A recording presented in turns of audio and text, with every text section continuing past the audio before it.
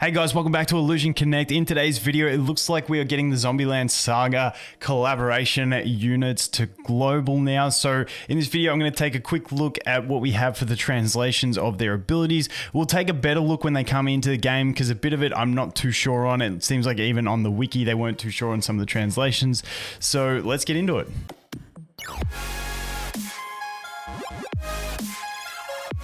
Okay, so like I said, they have posted this on their Twitter. Let's go ahead and take a look. So we've got 3 new units. We got Sakura. We've got I don't even know how to...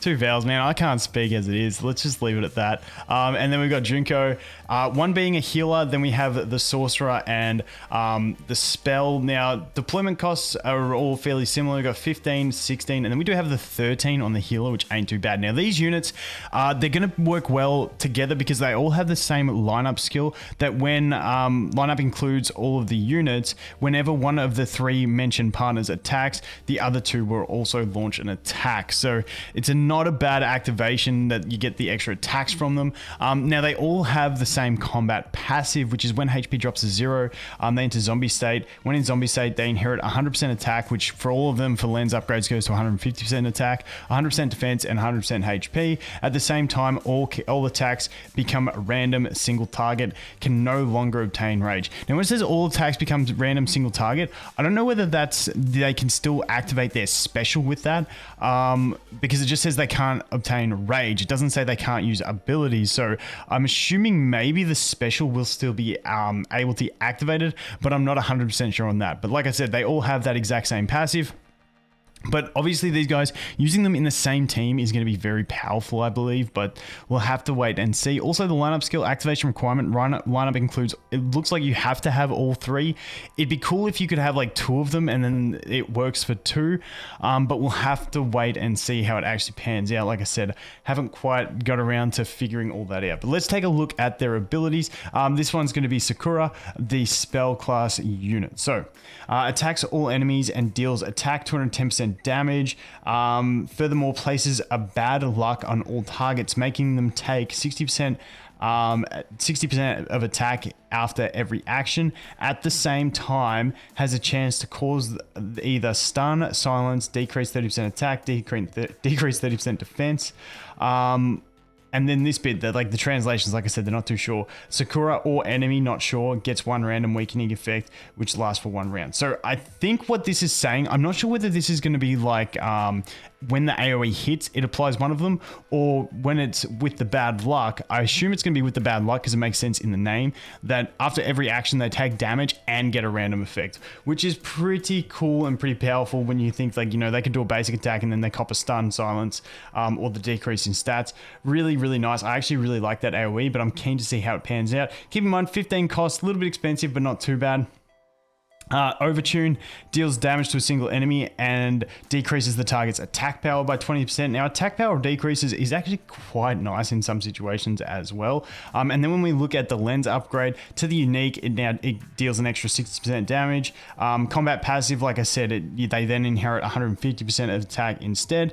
And then for the special, attack reduction increased to 70%, so it's a really decent attack reduction on that special. Like I said, if they die and they can still actually attack a random target with the special, that attack reduction is going to be quite nice and could be quite handy. So let's jump into the next unit, which is going to be I'm going to go with I can't say that stuff. Okay, let's go. Like I said, a same passive. Then we go into the unique. Deals attack times 280% damage vertically. So I'm assuming that's row damage. 50% chance to stun, lasts for 1 turn. Each time you deal damage to an enemy, it deals attack times 120% damage to an additional random enemy max 3. So I think that means if you do that damage and you hit the row of 3 enemies, it's going to do that 120% damage to 3 random enemies, which ain't too bad. This is the one thing that we're going to have to test too, is if that extra damage dealt to the 3 random enemies can also stun, then it's going to be quite nice. Then we have the special. This one's going to decrease the target's defense by 20%. And then obviously we have the basic attack, but the unique increases critical rate by 35%, does not stack. But hey, getting an increased crit is always really nice on a sorcerer as well. And sorcerers are just powerful in general. So I actually like this chick. Like I said, if this random enemies also has a chance to stun, I really do like this chick for just a normal team. And I feel like she could be kind of splashable into a sorcerer team because, you know, sorcerer's just good anyway. Combat passive, once again, inherits 150% attack. And then the special now reduces the target's defense by 70%. So not bad at all. And once again, they say the translation might be wrong, but I feel like the last one being 70% on the attack break, 70% on the defense break for this one sounds just about right. So that is the sorcerer. Moving on to the healer, Junko. We have same passive once again. Also that lineup skill. I really like the lineup skill that whenever any one of them makes an attack, the other ones make an attack as well.